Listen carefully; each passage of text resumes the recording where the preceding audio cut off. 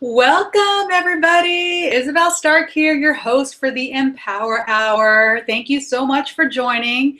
Been having tons of fun connecting with a lot of you people on Periscope. So if you're coming in from Periscope, welcome. Thank you so much for finding me here. I'm really excited to chat with you now via this platform. And as I mentioned to you on the Periscope I did a little bit earlier from Starbucks, I have a very special guest here today, so I'm going to go ahead and introduce her in just a moment because I just like to give you guys a little recap of the week and what's been happening. First of all, if you are joining us through YouTube, and you'd like to actually join the conversation because this is an interactive forum. We are live. You can ask questions and we'll answer them. So what you'll need to do is you actually click the box at the bottom here that says join the conversation, and that will actually take you into the Google Plus page. And once there, either on this area or this area here, you'll see the 9 Google Squares. Just click on that, hover over, and a Q&A app will open. Once it does, click on that. A sidebar will open up and you can type in your questions there and we will select them for answering. So again, my name is Isabel Starck. I'm a business and empowerment coach, and I bring you live each week the Empower Hour. What the Empower Hour really is a way that I can share my knowledge, my experience in living life and building a business and raising a family, doing that, balancing it, and also bringing you some wonderful guests that I interview and really ask them what their secret to success is. So without further ado, let me just go into a little bit about what's been going on in the last week. If you joined in last week or you actually saw the replay, episode 13, I came to you live from Southern California. Now, unfortunately, that did cause some problems because we had issues connecting and reconnecting. But I brought you live my dear friend, Patricia Stallman, who you'll be able to see her on a future Empower Hour once we're completely connected and I'm back in my home office and things are going great. So look forward to her full interview coming in the coming weeks. So thank you guys very much for hanging in there for that the small short snippet of the Empower Hour that we had last week. I do apologize if you were looking for the long version, but unfortunately it didn't happen. We completely froze, and hey, that's what happens, right? Like you have to be able to roll with the punches, and I think we did all right. So what's been happening in the last week? Let's see. Well, I returned from my travels. I completed a full program, a full 12-month program that I had embarked on last summer. And it was a program that I joined with about 200 female entrepreneurs who were looking to either start their business or bring their business to the next level. And it was a coaching certification program. So that has ended, and that's why I was in California for the final live event. And I really have to tell you guys, if you haven't already, a lot of us are here in our homes, in our home offices, and although we do connect with people via social media, whether it's on Skype or whether we're on Facebook or even now Periscope, there's still that live connection that's missing. And by being at this event, I was able to I'm very attuned to that. So I really could feel the energy and the vibration being raised just from hanging out with my sisterhood. So that is one of the reasons that I've actually launched live events in my Fiercely Feminine Entrepreneur group, which if you're not a member of it and you're a woman and you'd like to join, please search us out for groups, Fiercely Feminine Entrepreneur, and that's on Facebook. But what we do is we host live events around the world. I have some awesome ambassadors who host these in their city, in their country. Starting with Brisbane, we have Singapore, we have Manila now in the Philippines, there's London, we're launching Italy next in Milano, and there's various locations here in North America. So it's really about bringing you live content and giving you an opportunity to really connect live with people. You know, put a face with the name, not only, but actually put some matter with the name, like really be able to hug and just feel the energy that's created between the two of you. So you can never underestimate the power of connection, and connection live and in person. So I believe that social media is a great way to develop relationships further, but you know, we should always remember that it does, you know, if our internet goes down, if our phones die, you know, what do we have left? You know, we have the power of connecting live, and there's a huge power in that. So I do really advocate that to my clients, my friends, my family, and anybody I come into contact with. Like today, I just actually met somebody waiting in line at the bank, and she was kind of rolling her eyes saying, I tried to do everything to not have to wait at the bank. And I said, you know, maybe you were actually meant to wait here with me. And we got off to a great conversation. And she was really thankful when I left. She's like, okay, well, great connecting. So you never know who needs to hear your message, who just needs a touch, who maybe just needs to hear how great they look, because nobody's really told them in either days, months, or even years.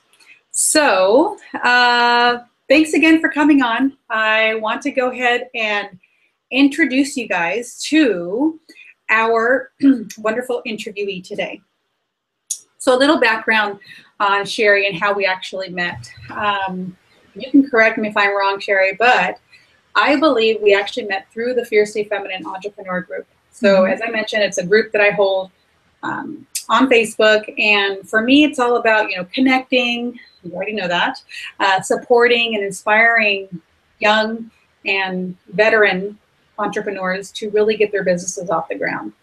And one of the things that I really try to provide is a lot of content and just, you know, tips, ideas that are going to help them build their business or take it to the next level.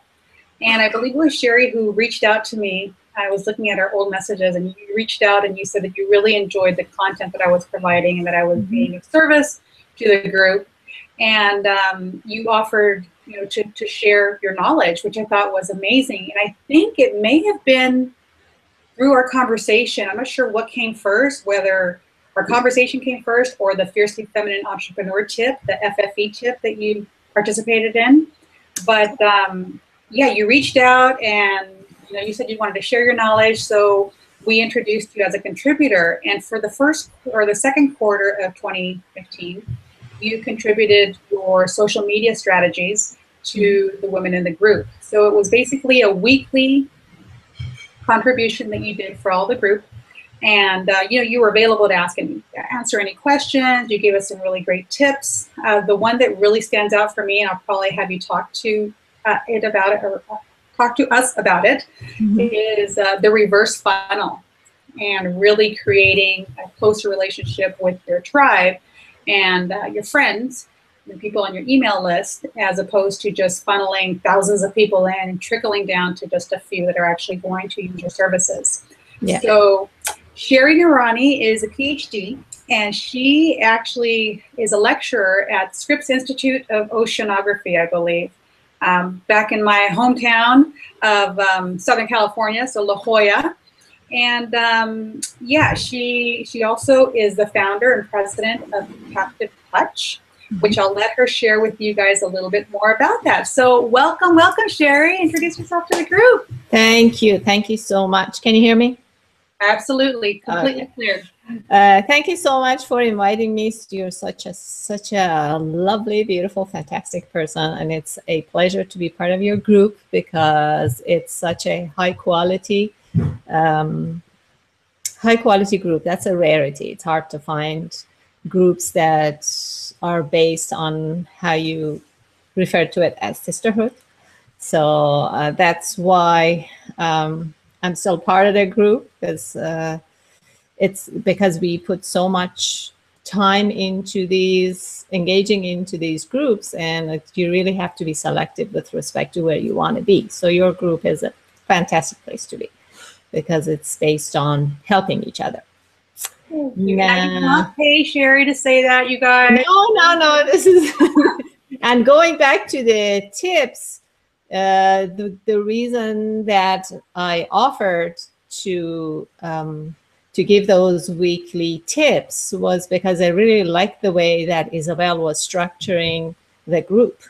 It was she announced the weekly tips, and I thought, okay, I can. This is such a great group and such a great environment. I would like to contribute to the group. So I reached out to Isabella, said, if you're looking for contributors about social media, I'd be happy to do it. And that's where I had fun. I really had a lot of fun sharing every Saturday. Now, as to me, my appointment at Scripps Institution of Geography, actually, it's very recent. I've been teaching marketing by social media at University of California, San Diego Extension for about 2 years. And I also, like you said, I have my consulting company where I work with business owners and really help them develop a strategy for properly using social media in a way that doesn't, in a way that gives them results. So I teach them how to be strategic about approaching social media rather than just starting accounts and just filling out content with no really goal in mind, because a lot of people end up wasting a lot of time. And the problem, partly, it's in a lot of ways, they're not to blame, because first of all, the barrier to entry is really low. Anybody can start a social media account and learn how to use it and retweet and stuff. And also, they are given a lot of wrong messages. They've been hearing a lot of wrong messages about, oh, use social media, it's free, it's fast, or whatever. And they only probably see the campaigns that have been successful. They don't hear about the ones that are not successful. And a lot of times people don't share how much work went behind creating a social media campaign that is successful. So yeah, you can really get lost in social media. I know it's, I read something recently from one of my coach friends that she was actually finally reconnecting and getting back to what she truly desired to do, and that's actually to coach and not to become a social media guru. Yeah. Yeah, well, social media guru, I don't know. I don't think really anybody is a social media guru, because we're all we're all students of it. It changes every day. Some of us spend a lot more time and basically spend full time on it and have a lot of interest. So some of us know more than the others. Yeah. Yeah, it was just really interesting to hear that, because, you know, I mentioned I had just finished off a certification, and there were a lot of modules that were dedicated to, you know, building that side of your business, where, you know, there are people who are doing this professionally that you could hire and to do that for you. Yes. So you can actually focus on what you do best and really bring your gifts to the world the way that only you can.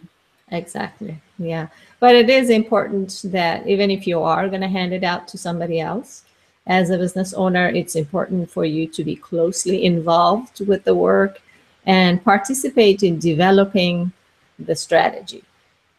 Because, excuse me. Sure. Turn off my phone. Apply. Can you take this to the other room? Sorry. The perils of working from home. Okay. Yeah. Sorry about that. Okay, what was I saying? We were talking be closely involved with developing the strategy. You don't really want to hand your social media completely out to somebody, and then just stay away from it. So be closely involved. And yeah, I see. Well, how much do you actually recommend? Because I think that is something that I kind of look to, and I kind of think, okay, I really, maybe it's just the old school way of thinking of being an entrepreneur, because I'm not sure if everybody knows my story, but I started a business with my husband gosh, 2010. And prior to that, we were also working together, but we were just minority shareholders in a business that we belong to and that we manage. But I always felt from the examples that I was given and the books that I read, the business books, it was just the fact that, you know, you really need to know how to do things yourself in case something falls by the wayside and you need to actually recover or pick up where someone left off.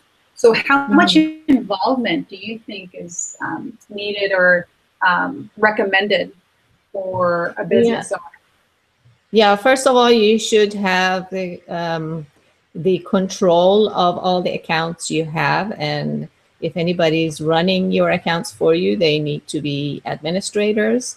That's one part of it. So it's that if the relationship doesn't work and you want to break up, or and they either you fire them or they fire you, that you have the control of the accounts. And really, with respect to day-to-day activities, it's good to keep an eye on your social media accounts. You may not be involved in developing content and posting it and things like that, but keep an eye on your accounts and see what's going on. Sometimes people come to social media accounts of businesses to ask questions. So sometimes you are the best person to answer that questions. So the most degree of involvement, first of all, it should be in the beginning in developing the strategy, because nobody knows your business, your goals, your vision for your business better than you. So spend some time in the beginning working with whoever it is you're working with to develop your strategy, deciding what it is you want to get out of social media, who your target audience is, and if you're handing it out to a strategist, they probably are going to be doing research for you, which is fine. Let them do it, but be closely involved in developing that strategy, and then you can hand it off to them to manage the accounts. So in the beginning is most of the time that you have to spend. It's just like creating your website. You can't really tell somebody, go develop a website for me, without you being involved by telling them what it is you want the website to do, what you want it to look like, what content you want to put in there. It's just the same thing. And then after that, keep an eye on your accounts and also have maybe monthly meetings to review the performance and any changes in directions. The strategy that you develop in the beginning might not, most probably will not stay the same. So keep your fingers in there. Don't be removed from your social media management activities. You know, you brought up a couple of things, and the first point I want to make is I'm noticing a trend, at least in the coaching industry, that a lot of the people who are hiring OBMs or online business managers, these managers actually started off as virtual assistants. And virtual assistants that had obviously some knowledge or background knowledge in social media somehow, whether it be ads or marketing. Do you notice this trend as well? Yeah, some virtual assistants are actually pretty knowledgeable. They have high levels of skills, the good ones. And so it makes perfect sense if you have somebody, if you're going to hire somebody to manage your business for you, it'll be good just to have it all in one place. So I think it's a good trend. So is that something that you actually offer, though, just like being an online business manager? I mean, do you have a team that does that? Share with us. No, I don't offer social media management. I offer coaching and teaching. So it's in very limited instances I would accept management of anyone's social media, because I think my best strength, because you have to work from your strengths, and my strength comes from teaching and coaching, teaching people how to do things. So a lot of times I tell people that they can send their secretary or virtual assistant if they need more advanced training, or their staff. They can come and I can teach them. I can coach them if they don't, if the business owner themselves don't have the time. So I don't offer social media management, but I'm a strategist, I'm a coach, and I'm an educator. So you actually train the OEMs. Yes. Yeah. Yeah. And you know, the field is changing so much. You almost have to have a place, a resource where you can go to get advanced training, because even that business manager, if they're managing your business, all aspects of your business, they probably don't have a lot of time to keep up with the changes. There are so many changes. I mean, just what is it? It's actually within the last week. You know, Facebook mentions being introduced. Yeah, so Facebook has been on a roll this year. That's why I was actually on my in my class. One of my students asked last week, "How do you keep up with all of this? It's so difficult to keep up." And my answer was that, well, you have to have a personality where you can always be on. Now, that doesn't mean that you lose sleep, that you don't have a life. But what I mean is that you should always have your finger, as they say, on the pulse of social media networks. And not everybody can do that. Not everybody have the time or the desire or the personality to do that. So what are your go-tos? Like, if you could, I mean, because there are so many social media platforms. What are the ones that you really keep your finger in? Yeah, I stick with the major ones, which is, I get a lot out of LinkedIn and Facebook. I love Twitter. Pinterest, when it started out, because I don't sell products, so I don't spend a lot of time on Twitter, but for retailers, on Pinterest, but for retailers, it's a fantastic place to be. I started out in Pinterest and I really love it. It's a fantastic platform. But then I feel like it's being overcrowded in my industry. It's been overcrowded by a lot of social media strategists, and they're putting out so much infographics and articles. It's just saturated. So for my field, I think it's a little too crowded and it doesn't match what I offer. So I don't spend a lot of time on Pinterest, but I keep up with the changes because I have to teach it. Instagram in there. I know that's pretty. Yeah, Instagram is fantastic. So I keep an eye on the major ones. So YouTube, Twitter, Facebook, Instagram, and LinkedIn. I know there is, and Pinterest. I know there is Snapchat and Periscope, and I just, yeah, those kind of on the side for me, for my own work. So I keep an eye on the major ones. And like I said, LinkedIn has been really valuable. Facebook is fantastic for making connections. Twitter is great for meeting people fast and information. Twitter is the fastest way you can meet people if you know how to do it right. So, and Pinterest is mostly, for me, it's mostly for interest. I don't use it for business, because I showed my my newsfeed for Pinterest with my students, and I told them, I hate my newsfeed because it's just so much social media information, infographics, and it's just, to me, it's oversaturated for my field.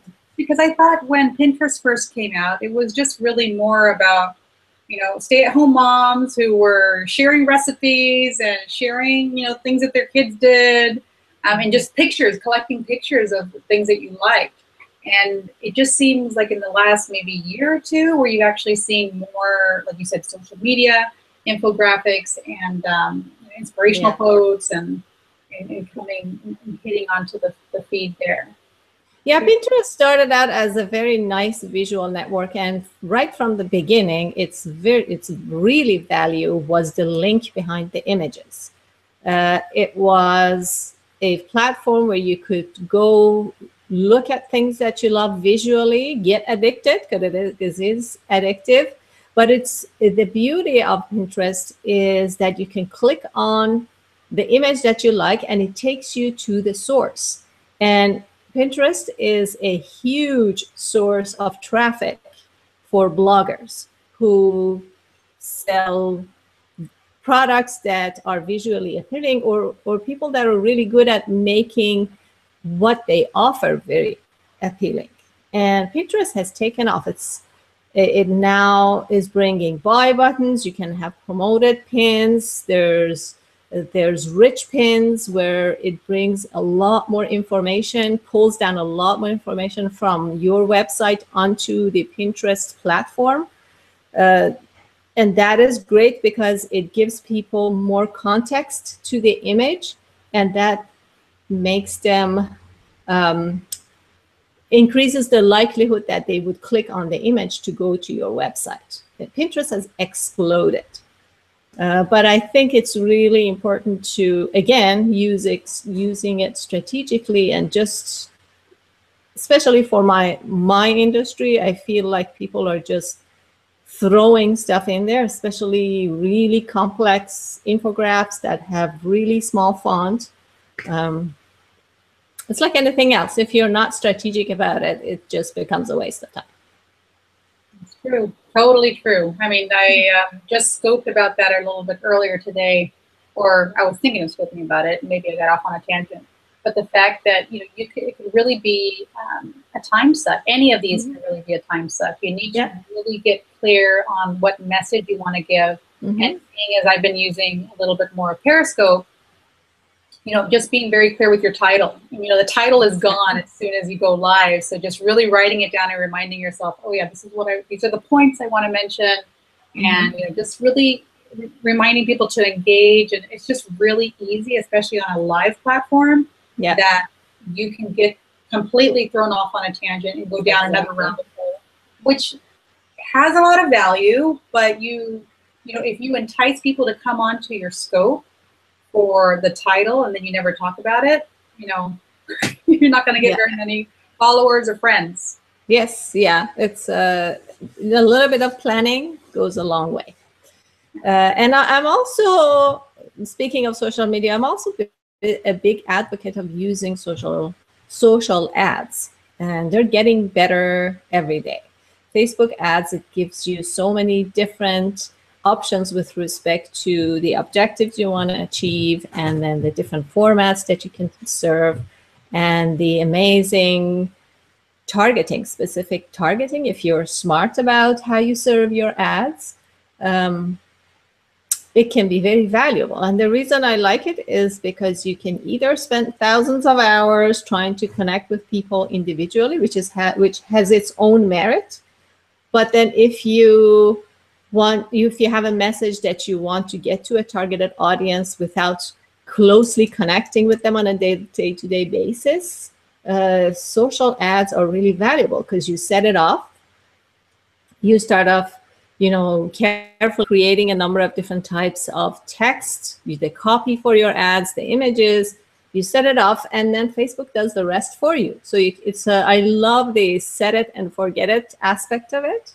You can set up the ad, and then maybe after a few days or a week, you go back and look at your analytics and see how it works. I think saving time to me is more valuable than money. Well, it's the only asset that you get. You can't really make back. You can't make back time ever. Exactly.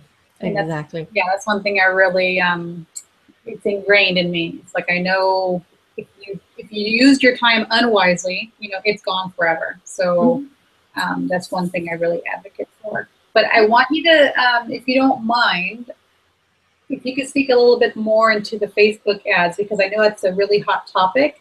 And one of the things that came up was the fact of dark posts. So are you familiar with dark posts? Yeah, the ones that you publish on the platform, but it doesn't actually go on your page. Yeah, can you speak a little bit more to that? Because I think our viewers would like to hear a little bit. I was gathering questions prior to coming on, so that's one of the questions that have come up. Yeah, dark posts are a great way when you have a message, you want to send a specific message or promote something or a specific topic that you don't necessarily want to end up on your page as an update. And so you can create that dark post and you can still target it to specific types of people.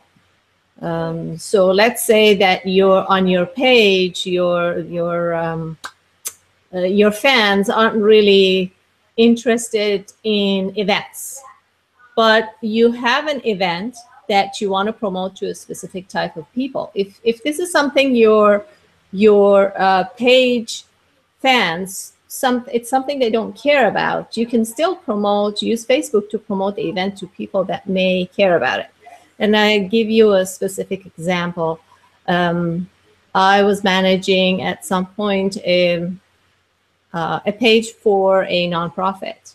And when we looked at our analytics, we realized that the fans of the page didn't really like it when we asked for volunteers or when we asked for donations. They wanted to keep up to date about what was happening. It was for a school.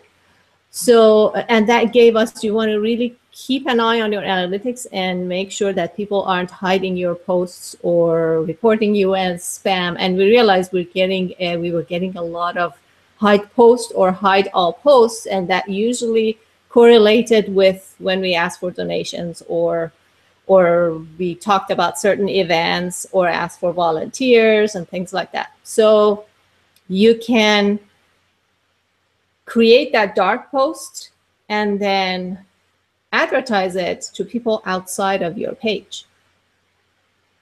So dark posts are really just for advertising purposes and to reach this different audience that already likes your page. Yeah, and you can also direct posts to your email database. If you have a large enough email database, you can advertise for them on Facebook. It doesn't always have to be the population that Facebook gives you. If the people on your list use the same email address as what they use to create their Facebook account, you can reach them by Facebook ads. That's great. That's great tips.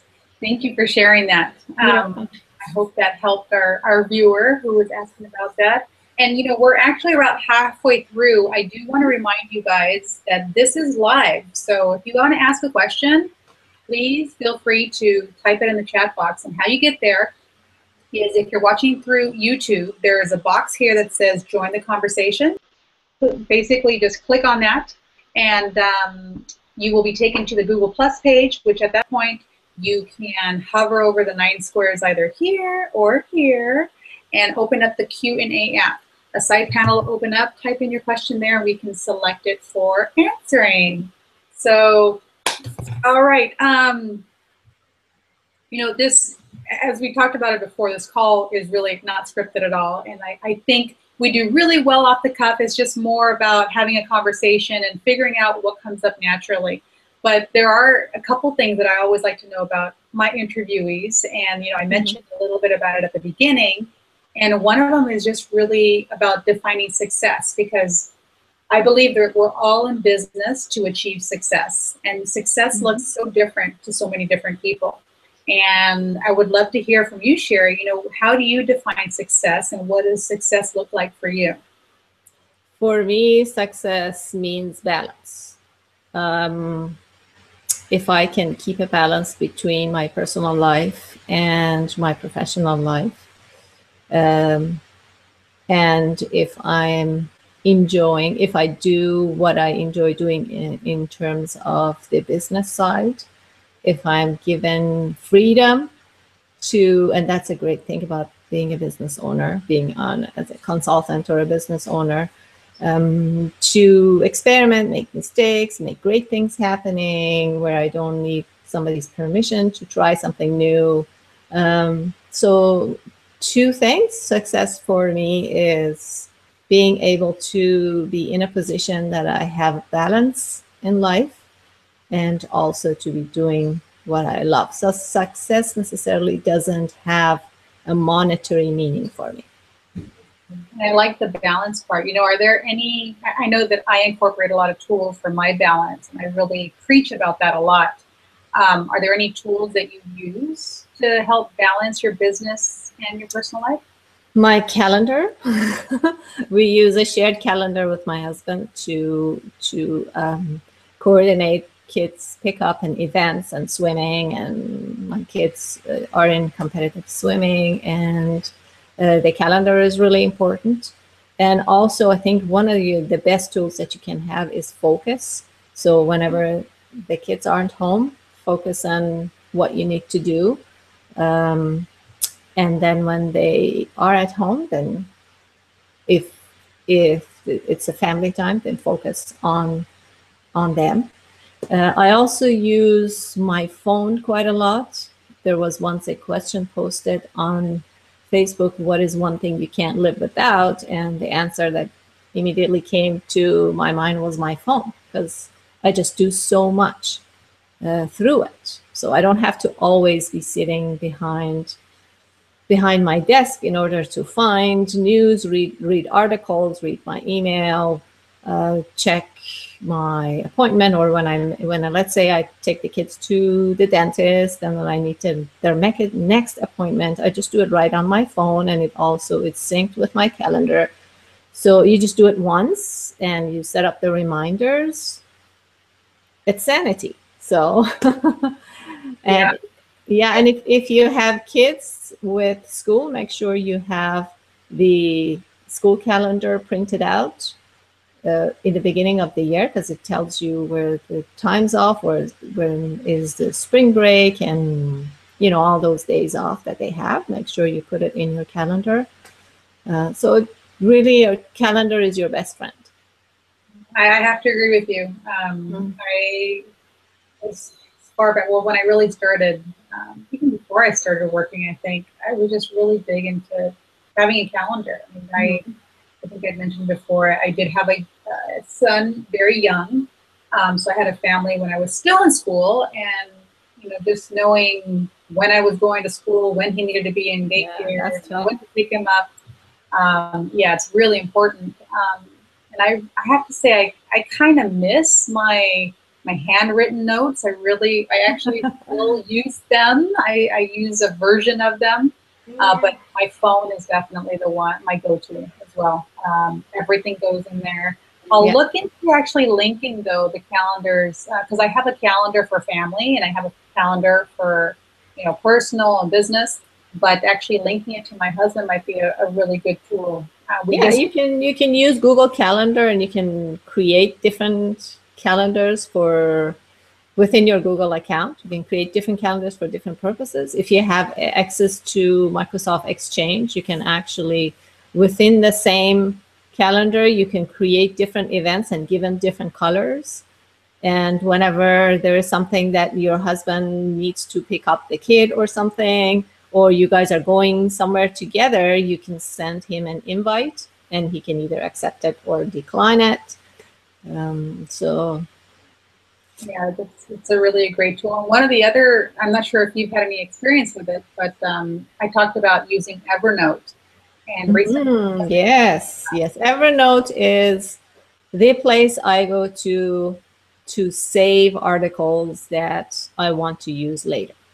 I usually mainly use Evernote for bookmarking purposes, saving stuff, but Evernote is much more than that, which I'm not using any of that. But if you are an Evernote power user, your life is going to become so much more organized. I just turned my husband onto it, so we're going to actually share notebooks now, and we have some ideas. Once you're an entrepreneur, you really become a serial entrepreneur, and we have some ideas coming down the pipeline. So every time an idea, inspiration comes up, we have to kind of share immediately. Yeah, it's a great for that. Yeah, Exactly. We wanted to talk about the upside down funnel. Yeah, you know what? Yeah. Why don't we go ahead and get into that now? We have about 20 minutes left. So again, Okay. if any of you viewers want to ask a question, just type it into the chat box and we'll be taking questions in just a little bit. But please do tell our viewers about your upside down funnel, because when you shared that strategy on the FFE tip, it just really resonated with me. Again, I had been bombarded with a lot of advertisements about, you know, the funnel and put in thousands of people, thousands of more people you can put in there, you know, the more people you're going to end up selling to. And you came up with a great concept that I'd love for you to share with us. Sure. That's the upside down funnel is in response to what I see how people approach social media. In that they start their accounts and and I can't believe to this day people are buying followers and fans, but they connect with just about anybody, anything that lives and breathes and has an account, they connect to, and then they just put stuff out there into their social media accounts in the hope that somebody out there in the universe of their connections is going to see them and be successful. And that's a typical way of doing things, by throwing spaghetti onto the wall and seeing what sticks. The proper way to do that is actually to be really strategic, spend a really good amount of time trying to figure out your goal with using social media. What is it you're trying to do? Who it is exactly that is the best target for your message. So, and then go there into social media platforms and find them. Find either groups that they belong to or find them individually. And then once you have that small group of people that are the exact match or pretty good match for your target, then you can start conversing with them and sharing your content with them. You're going to have much more success that way. And then the funnel is narrow on the top because it's flipped, and then wide at the bottom. Because if you start small and strategic and focused, and when you build those relationships and give people good service or even good advice, then they start and that's the power of social media. It's the word of mouth. Then they'll start talking to their friends about it on social media, and that's when the bottom of the funnel widens, because now you're going to be more people are going to be aware of at what you provide. So that's the gist of it. Can you share an example or a case study of how you actually had this work, either for your business or for a client? Yeah, we actually do it. I do it for individual clients all the time, but I do it every quarter for my students. And the way we do that at UCSD Extension, they get the lecture and then they develop a plan. And we don't work off of a fictional example. We actually work with real nonprofits and real business owners. So in this quarter, we are working with an early stage startup whose target she has a specific target in mind. So we asked her, what is your business goal and who it is you're targeting? So she has a specific target in mind. And when she told us who that target is, we basically came into the conclusion that Instagram is the best place to be to find those people. So when you're narrowing down who it is you want, then you know which channel to go to. You know then you start doing research to see so these people, they're my target, how are they using Instagram? What hashtags are they using? What accounts are they following? So then you can really narrow down to people that are your target audience, instead of creating accounts in all of the social media accounts and just publishing your stuff. I see. I've been hearing a lot about repurposing your product or what it is that you offer, whether it's videos or text or or even your periscopes, and just really being able to repurpose it on different platforms for each audience. Yes. So that's actually, yeah, I think that kind of speaks to that as well. Yeah, that's a great strategy. I mean, with you're doing weekly hangouts, so what you can do is you can, what I've seen people do that I did when I used to do hangouts, you can take a long 1 hour long conversation that you have, and you can take a little piece of it, create timestamps. You don't have to divide it into things, but you can start a video at a specific time. So you create timestamps, and then you can write a blog post. And when you write a blog post, it's good to have subtitles, because that's how people read online. People don't like to read a long essay. They want to be given information in little chunks. So each of these timestamps that you have on your video could be one of the subpoints of a larger blog article. And then you can also take those and turn it into those little pointers. The subpoints could be a separate slide in a slide deck. And then you can also take those subpoints and create an infographic out of it. And you can also strip the sound from this video that you're creating and just create a podcast series. So that's a great way to be efficient. Yeah, I know you actually mentioned that when I think our first chat that we had, you said something right now that led me to something else. I guess it's going to come back to me. About Hangouts? I was talking about Hangouts, but repurposing and blogging, podcasts. Yeah, I should have written it down. See what happens? Yeah, I know. Maybe I said too much. Too much in one sentence. Maybe you can ask me in the group later if it comes back to you. Yeah, for sure. Well, let's just quickly pop over into the chat box and let me see if we've got anything here.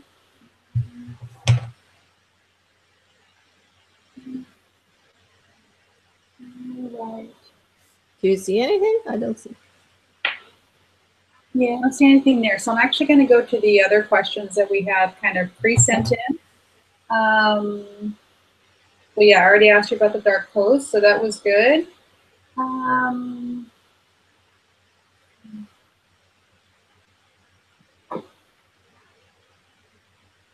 already talked about your tools and the ones that you recommend. I think maybe if you could speak a little bit more to how you were finding out about where your target market actually is. Now, one of the things that comes up a lot in my conversations with coaching clients is the idea that you really need to niche down. And it's not the fact that you can't help other people, but it's more about the fact of how your marketing strategy is actually going to work. So can you speak a little bit to that? Because I do believe that if you have too wide of a range, although you can help all these people, you're going to be spending thousands in marketing. Yes. To try to reach them all. Yeah, I think it starts with your mission statement. When you are in a position where you have to write your mission statement, then you are forced to zero in on who it is exactly you want to help. And then you have to sit down. It's a good idea, and I'm sure you've had your clients do this, to create an avatar of the ideal person that they want to serve. And then you think about, because they fall into a particular demographic, into particular interests, then you can, and within, let's say, age groups, are they interested, let's say, in fashion? Are they crafters? For example, is this person a crafter? Are they always looking for various ways to create crafts? And it's a woman, huh? Do-it-yourselfers. Yeah. So where is the best place to find those people? Pinterest. If there are people that are really busy, they're professionals. If you're, for example, B2B, then probably the first place to look is on LinkedIn. And once you create the interests that you think your audience has, then you can go to these channels and see if there are any groups that serve those interests. So let's say if you are looking for crafters, okay? So crafters, I know that a population of crafters are using Hangouts to show each other how to do things. So there might be communities of crafters right on Google Plus. If you search for them, use the search function and see if there are any communities for crafters. So that's one place they would be. And basically it comes down to narrowing down as detailed as you can your target audience, and then use the search function of all these channels to find individuals and communities. It's a lot of work, but I think in the long run, it's going to be worth it. And that's one of the most common comments I get from students that take my course. They say, I did not realize there was this much to social media. That's one of the biggest surprises they have, because my students have to, they get a lot of work done in the course that they didn't think they would have to do to create a plan. Does that answer your question? It does, and it actually leads me to another question. The fact that you said at the beginning, when someone's starting out, they really have to get ultra clear and spend a lot of time in doing the research to find where their clients are. But with the fact that social media is constantly changing, how often do you actually recommend people to actually come back to a strategist like you to kind of reevaluate where their market is growing, where their clients are? I think the best way to decide, well, social media is changing, but I think what ends up changing is the tools and features that are available in the channels. Usually the search function doesn't really change all that much. I think what is going to be telling for whether or not you need to see a strategist or you need a new strategy are your analytics. How if what you're doing is working and it's performing and it's bringing you business, why change something that already works? So if you end up being in a position that your analytics tells you that you're not getting as much traffic to your website, or you're not the level of comments on your Facebook page, or the rate at which you're gaining Twitter followers or Facebook fans or Instagram followers are dropping off, that's when you need to go back and worry. That's why analytics is such an important part of your social media activities. You've got to check them at least once a month. Because again, if you don't check your analytics, it's like, to me, it's like walking in the dark. Are there any industry standards that you can share? I mean, obviously, when we send out newsletters or whatnot, or even looking at our Facebook analytics for our ads, we can see how they're performing. But are there some specific standards that you kind of tell your clients or potential clients that if you're below this rate, then it's time to actually reconsider? I think it starts, if you start with a benchmark where you're starting, and if the needle, if the graph is towards the positive direction, you're going well, because not everybody starts from the same place. So it's not absolute, it's relative. There's not really one number for you to say, well, if you have 1,000 Facebook followers, then you're really good. It really, it's dynamic, and it really depends on where you start. That's a very good point. I know, obviously first starting out, and there's a huge difference between that and either a year in or even, 5 years in.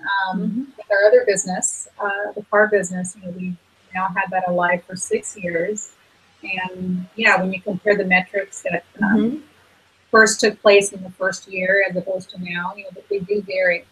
but very good tip. You know, of course, you're going to have like probably skyrocket from day zero, right? When you start everything at zero, and all of a sudden you start seeing, you know, you start creating your baseline. But it's really good to, I guess, focus on that baseline first and define it. Yeah. Great, great. Let's see. It looks like we have just 5 minutes left, and you know, I did want to find out from you. Well, this is actually one of the questions I like to ask all my viewers because, as you know, because you're in the group, I have something that's called the TTD. So that stands for actually your top to do of, you know, the day is typically what I'm doing. But for every interviewee that I've actually had on, I've always asked them, you know, what your top to do is for the remaining part of the year. So people set resolutions at the beginning of the year. I like to set more resolutions every 3 months to kind of keep me on track. But there's always, you know, that 1 year point that you would really like to end the year off as achieving. Yeah. So I'd love to know what your TTD for 2015 is. Yeah, my TTD in the 2015 was different than it is. It changed maybe 3 months ago.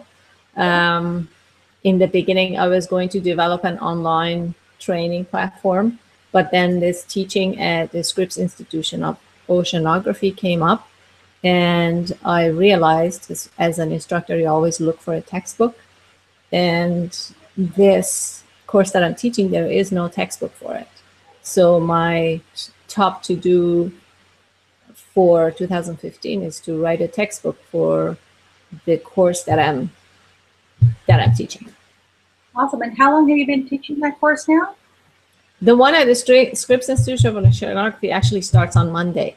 The UCSD extension, the marketing by social media, I've been teaching for 2 years. Okay. And for that, I already have a textbook. But for this one, there is really no textbook that covers that niche.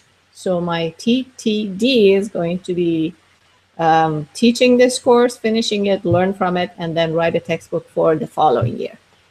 So developing as you go. That's wonderful. I've actually heard the term, you know, just get yourself flying, which obviously you're going to get started next Monday, which is a great thing to start, and just really start building the plane as you're going. You know, do it first, and you're developing the outline. You know, the mistake would be, which probably people that get discouraged make that mistake, most of them, is they think that it has to be perfect from the beginning, whereas it's actually a process. Nothing starts perfect from the beginning. You just do it, just like the Nike says. Just get it started, and then improve it as you go along.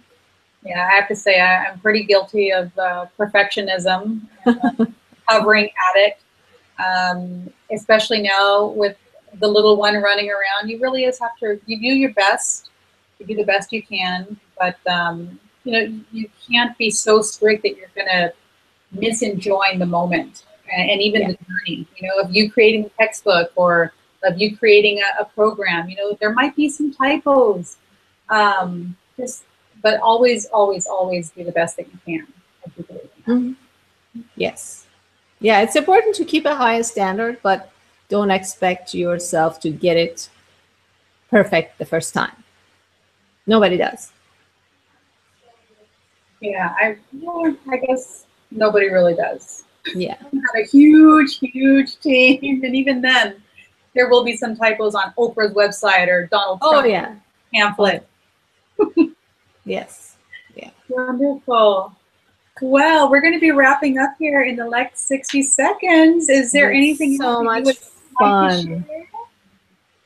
No, it just was so much fun. And again, I would encourage everybody to start with strategy and don't jump with 2 feet, but jump with 2 feet into developing your strategy, not creating those accounts. Those are great tips and words of wisdom from Ms. Nouraini. Thank you so much for coming in. I'm super excited to have had you. And, you know, as I've shared with you before, I'm so grateful that you reached out and that you have contributed to the Fiercely Feminine Entrepreneur Tip with the Social Media Strategy Saturdays. which if you're not a part of the group, you can join anytime. And actually, to find all of Sherry's tips, all you have to do is use the hashtag social media strategy Saturday. Is that right? Yes, that's true. And thank you so much. I just wanted to thank you for creating such a fantastic environment. And you asked me for an example of how to find your people that you're looking for. And your group came out of the research that I was doing, because I like working with women. And finding fiercely feminine entrepreneurs came out of the research that I did on Facebook for groups of women entrepreneurs. And then I've been, so it's a fantastic group, very high quality, and I encourage everybody to join. Thank you so much. Really appreciate it. And big virtual hug. Big hug. Next time you come to Southern California, you have to let me know. Yeah, I have to come all the way. I only came to LA, so next time I'm driving through San Diego and La Jolla, so I'll definitely stop by. Yes, definitely. Okay. All right. Well, thank you so much. Isabel. And viewers, we will come to you guys next week. Thank you. Bye-bye. Bye.